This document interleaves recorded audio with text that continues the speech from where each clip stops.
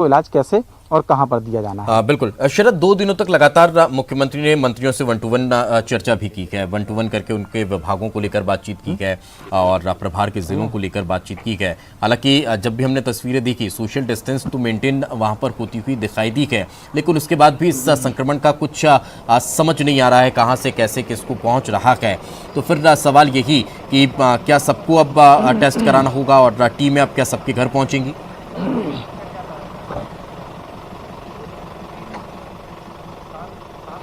देखिए ये देखना होगा, क्योंकि एक और मैं यहाँ पे आपको एक जानकारी और देना चाहता हूँ। जो जानकारी अभी हमारे पास निकल के सामने आई है उसके तहत हो सकता है कि मुख्यमंत्री शिवराज सिंह चौहान का जो इलाज है वो चिरायू जो हॉस्पिटल है जहाँ पर कोविड सेंटर बनाया गया है वहाँ पर किया जा सकता है। ये प्रारंभिक तौर पर जो जानकारी है वो सामने आ रही है और ये डॉक्टरों की सलाह पर तय किया जाएगा। जहाँ तक बात दूसरे लोगों के टेस्ट कराने की है तो फिर निश्चित ही जो कोविड सेंटर हैं वहाँ पर उन लोगों को जाना होगा। भोपाल में हमीदिया हॉस्पिटल्स में, भोपाल एम्स में, जेपी हॉस्पिटल में जो जयप्रकाश नारायण हॉस्पिटल है वहाँ पर भी, और चिरायू हॉस्पिटल, यहाँ पर जो कोरोना के टेस्ट हैं वो किए जा रहे हैं। और वहाँ पर जो लोग संपर्क में आए थे जिनके बारे में मुख्यमंत्री ने कहा है तो वो लोग वहाँ जाकर अपने टेस्ट करा सकते हैं, क्योंकि ये एक ऐसा टेस्ट है जो हर जगह नहीं किया जा सकता है। कुछ प्राइवेट लैब को भी पिछले दिनों अधिकृत करने की बात सामने आई थी कि उनको भी अधिकृत किया गया है, लेकिन वहाँ पर फिर भुगतान जो है वो करना पड़ता है पेशेंट्स अगर कोई जाते हैं। बाकी जगहों पर सरकार की ओर से व्यवस्था की गई है जो सरकारी हॉस्पिटल्स हैं वहाँ पर टेस्ट किया जा सके। तो हर जगह तो टेस्ट नहीं हो सकता, लेकिन जो सेंटर बने हैं संभवतः वहीं पर उन लोगों को जाना होगा अपना टेस्ट कराने के लिए जो मुख्यमंत्री के संपर्क में आए होंगे या उनके संक्रमित होने की संभावना होगी। बिल्कुल। अब शरद, जैसा कि अभी हम इस पर चर्चा कर भी रहे थे और गोपाल जी ने भी कहा कि आखिर कब तक लॉकडाउन, यही एकमात्र विकल्प नहीं है, लॉकडाउन कर दिया जाए और कोरोना से बचा जा सके। फिर सवाल यही उठता है कि अगर इस तरह से लगातार संक्रमण बढ़ता चला जाएगा, लगातार इस तरह से संक्रमित मरीजों के आंकड़े में इजाफा होता रहेगा, तो फिर व्यवस्थाएं क्या होंगी? किस तरह से हम फिर इसको आगे और निपटने के लिए कोई कदम उठा सकते हैं?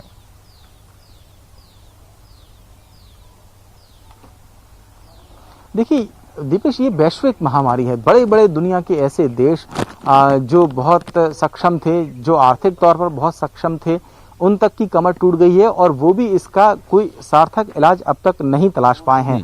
अमेरिका जैसा शक्तिशाली देश भी इसके आगे घुटने टेक चुका है। तो एक ये वैश्विक ऐसी समस्या है जिसके बारे में किसी भी निर्णय पर या किसी भी तरीके का कोई सवाल उठा देना शायद मुझे लगता है कि जायज नहीं होगा। एक सवाल ये भी बीच में उठा कि जब चुनाव समय पर, उपचुनाव समय पर नहीं होने की बात हुई तो ये कहा गया कि ये दरअसल एक साजिश की जा रही है, इसकी जानबूझ की संख्या बढ़ाई जा रही है। तो अगर मान लीजिए मध्य प्रदेश के बारे में ये इस आंकड़े को सही मान लिया जाए तो क्या पूरी दुनिया ही ऐसा कर रही है? क्या पूरी दुनिया में ये बीमारी फैल रही है? ऐसा तो नहीं है कि सिर्फ मध्य प्रदेश में हो, उत्तर प्रदेश में भी है उसी तरीके से, महाराष्ट्र में भी है उसी तरीके से, वहां तो ऐसी कोई स्थिति चुनाव। तो ये एक राजनीतिक बातें हैं। सबसे बड़ी बात यह है कि इसका अब तक कोई इलाज नहीं है और जो इलाज अभी तक बताया जा रहा है बचाव का वो यही है कि जो लॉकडाउन है उसके पीछे का मकसद ये है कि इसका मकसद बीमारी को ठीक करना नहीं, इसका मकसद ये है कि जो कोरोना के संक्रमण की चेन है उसको तोड़ा जाए। जैसा मैंने पहले भी उदाहरण दिया कि पुराने भोपाल में कुछ ज्यादा केसेस सामने आए पहले जब लॉकडाउन लगा तब, और जब अनलॉक हुआ तो फिर भोपाल के लगभग हर इलाके से पेशेंट्स का निकलना शुरू हो गया। तो इस संक्रमण की चेन को तोड़ना मकसद है लॉकडाउन का। बीमारी का इलाज लॉकडाउन नहीं है। वहीं बात अगर सावधानी की करें तो निश्चित ही लोगों को मास्क लगाने की हिदायत दी गई है, सैनिटाइजेशन की हिदायत दी गई है, सोशल डिस्टेंसिंग की हिदायत दी गई है और जरूरी जब तक ना हो तब तक बाहर न निकलने की हिदायत दी गई है। तो ये बचाव की कुछ बातें की जा रही हैं। फिर वो सवाल जो गोपाल भार्गव कह रहे थे कि आखिरकार कब तक चीजों को बंद रखा जाएगा, ये भी बात स्वाभाविक सी है। आखिरकार ट्रेनों को भले ही निश्चित सीमा में ट्रेनें चालू करनी पड़ी लेकिन करनी पड़ी हैं। हवाई यात्रा भी बीच में शुरू हुई है, उससे भी संक्रमण का खतरा बढ़ा है। एक सवाल ये हो सकता है कि जब मरीज कम थे तब लॉकडाउन ज्यादा लगाया गया, अब मरीज जब ज्यादा हैं तो फिर लॉकडाउन कम अवधि में क्यों लगाया जा रहा है? तो इन सब को लेकर हो सकता है कि कोई विचार किया जाए सरकारों के स्तर पर, प्रशासन के स्तर पर कि क्या फैसला लेना है। लेकिन फिर भी इस बीमारी से बचाव का केवल आज की तारीख में कोई सबसे बड़ा उपाय है तो फिर वो यही है कि सोशल डिस्टेंसिंग रखें, मास्क लगाएं और हाथों को बार बार धोते रहें, स्वच्छता का विशेष ध्यान। बिल्कुल वही सब नियम हैं जो लगातार हम फॉलो करते भी आ रखे हैं और करना भी है। इसको लेकर मुख्यमंत्री भी लगातार जागरूक भी करते रखे हैं लोगों को कि आखिर कैसे आप लोगों को सोशल डिस्टेंसिंग मेंटेन करनी है, कैसे आपको बार बार अपने हाथों को सैनिटाइज करना है या फिर धोना है, मास्क का इस्तेमाल करना है। लेकिन इसी तरह एक और सवाल ये भी जानना चाहेंगे शरदा, चूंकि सीएम का कोविड-19 टेस्ट पॉजिटिव आया है, क्या इसके बाद परिवार के बाकी सदस्यों के सैंपल ले लिए गए हैं? दूसरी चीज, क्या सीएम हाउस को सैनिटाइज करने की व्यवस्थाएं शुरू हो चुकी?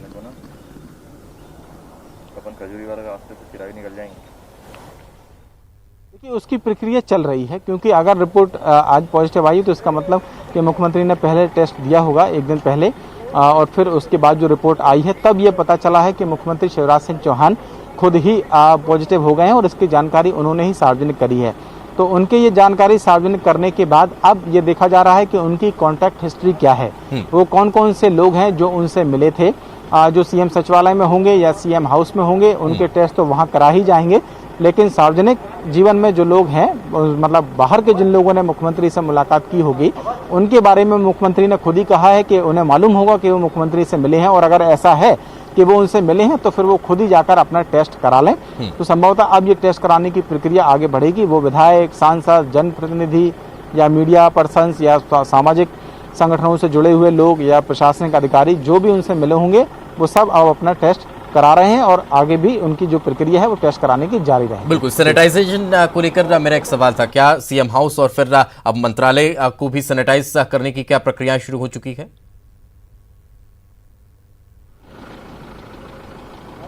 देखिए, ये नियमित तौर पर प्रक्रिया चल रही है। आज ऐसा नहीं है कि पहली बार मुख्यमंत्री के आने के बाद सैनिटाइजेशन किया जा रहा हो।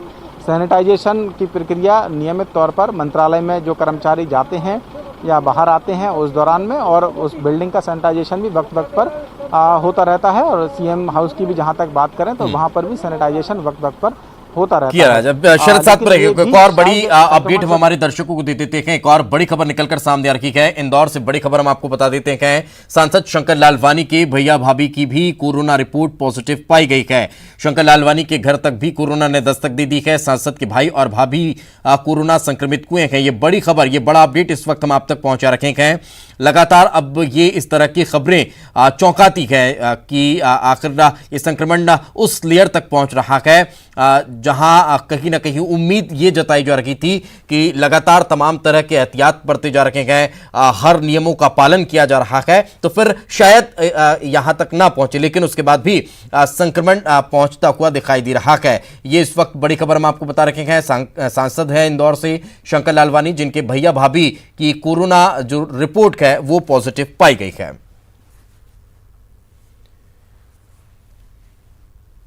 तो बड़ी खबर हम आपको बता रखे हैं। मुख्यमंत्री शिवराज सिंह चौहान के कोरोना पॉजिटिव होने के बाद एक और बड़ी खबर ये इंदौर से निकलकर सामने आ रही है। शरद लगातार हमारे साथ बने हुए हैं। शरद, आप अपनी बात भी पूरी करें और इसको लेकर भी थोड़ा सा आप जानकारी दें।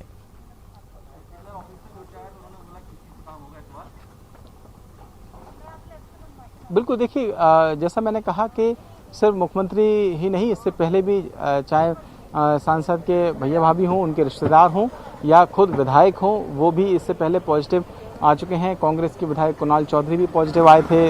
ओम प्रकाश सकलेचा के बारे में भी रिपोर्ट्स के बारे में आया था कि वो पॉजिटिव आ गए थे। हालांकि वो लोग ठीक हो गए, ये अच्छी बात है कि उन सभी का बेहतर इलाज हुआ और वो ठीक हुए। कुछ और विधायकों की भी पॉजिटिव होने की बात सामने आई थी। मंत्री अरविंद भदौरिया के पॉजिटिव होने की बात सामने आई। फिर ये भी बात सामने आई कि उनके जो पीए हैं वो भी पॉजिटिव आए हैं, और अब मुख्यमंत्री के भी पॉजिटिव आने की बात सामने आ रही है। तो जैसा मैंने पहले ही कहा था कि कोई व्यक्ति छोटा हो या बड़ा हो, कोई छोटे पद पर हो या बड़े पद पर हो, कोरोना एक ऐसी बीमारी है जो इस बात को नहीं देखती है। जो भी उस संक्रमण की चपेट में आएगा वो उसको इस बीमारी का सामना करना पड़ेगा।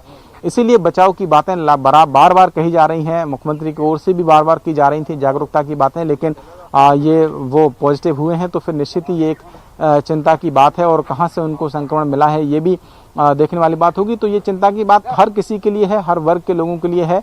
जो लोग अभी भी इसको लापरवाही से मान रहे हैं, अभी भी इसकी गंभीरता को नहीं समझ रहे हैं, उनके लिए ये ज़्यादा बड़ी चेतावनी है कि वो इस बीमारी को और गंभीरता से लें, सोशल डिस्टेंसिंग का पालन करें। जो डॉक्टर सलाह दे रहे हैं सरकार की ओर से, प्रशासन की ओर से जो बचाव की सलाह दी जा रही हैं, उनका पालन करें तो फिर इस संक्रमण की चेन को हम रोक सकते हैं। और उम्मीद करेंगे कि जल्द ही इसकी वैक्सीन बने और जो दुनिया है वो इस कोरोना बीमारी का जो प्रकोप है उससे कम से कम छुटकारा पा सके।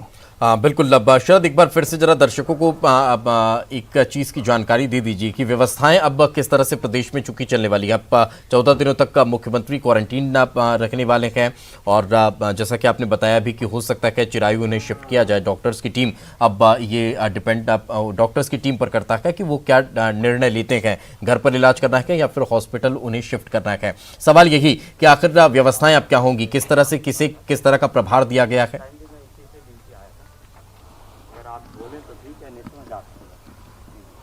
देखिए, जहां तक बात व्यवस्थाओं की है तो जैसा मैंने कहा कि मुख्यमंत्री शिवराज सिंह चौहान ने खुद इस बारे में जानकारी दी है कि वो कोरोना पॉजिटिव आ गए हैं, वो इलाज ले रहे हैं, डॉक्टरों की सलाह पर पूरी सावधानी बरत रहे हैं। उन्होंने लोगों से भी ये अपील की है, उन लोगों से खास तौर से जो उनके संपर्क में पिछले 2 से 3 दिनों में आए हैं या उनसे मुलाकात की है, वो लोग भी अपने टेस्ट करा लें और साथ ही साथ में उनके सचिवालय के जो कर्मचारी हैं, अधिकारी हैं, जो बैठकों में शामिल रहे, मुख्यमंत्री आवास का जो स्टाफ है वो जो उनके संपर्क में आया, उन सभी को ये सलाह दी गई है कि वो अपने अपने टेस्ट करा लें और पूरी सावधानी रखें। अगर किसी तरीके का कोई लक्षण है तो तुरंत अस्पताल में जाएं, अपना टेस्ट कराएं और वहां पर अगर डॉक्टर्स को लगता है कि उनका टेस्ट जो है पॉजिटिव आएगा तो फिर उन्हें भर्ती किया जाएगा। जहां तक प्रशासनिक व्यवस्था की बात है तो मुख्यमंत्री ने ये कहा है कि वो अगर संभव होगा तो वीडियो कॉन्फ्रेंसिंग के जरिए अगर वो कि मुझे कोविड पॉजिटिव मैं निकला हूं और मैं चिरायु अस्पताल में अपना उपचार कराऊंगा। चिरायु अस्पताल उन्होंने इसलिए चुना है कि वहाँ जनता का, आम जन का इलाज हो रहा है। उन्होंने कहा मैं आम जन का मुख्यमंत्री हूँ, मेरे लिए कोई अलग से ट्रीटमेंट की ज़रूरत नहीं है। जहाँ जनता इलाज करा रही है वहाँ मैं इलाज कराऊंगा। मुख्यमंत्री जी की जो विल पावर है हम सब जानते हैं। सर, उनकी सिक्योरिटी और ये सब व्यवस्थाएं कैसे वहाँ पर होंगी? और देखो, सोशल डिस्टेंसिंग के जो नियम हैं उसके हिसाब से सारी व्यवस्थाएं होंगी और मुख्यमंत्री के प्रोटोकॉल में कुछ चीज़ें होती हैं उनको नहीं हटाया जा सकता, लेकिन वहाँ डिस्टेंसिंग जो भी होगी उसके हिसाब से पालन होगा। और वो देर बाद जाएंगे वहाँ पे? वो थोड़ी देर बाद निकलने वाले। सर, तो एक सामान्य इंसान की तरह इलाज करवाएंगे? निश्चित तौर पर एक आम आदमी के मुख्यमंत्री, उन्होंने स्वयं कहा है कि मैं कोई वीआईपी ट्रीटमेंट मुझे नहीं होगा। जहाँ आम आदमी का इलाज हो रहा है, आम नागरिक का हो रहा है, वहाँ मैं इलाज कराऊंगा। परिजन भी इलाज करवा रही है क्या? सभी लोगों का टेस्ट हुआ है। रिपोर्ट आने के बाद जो है आगे तय होगा क्या करना है। जी,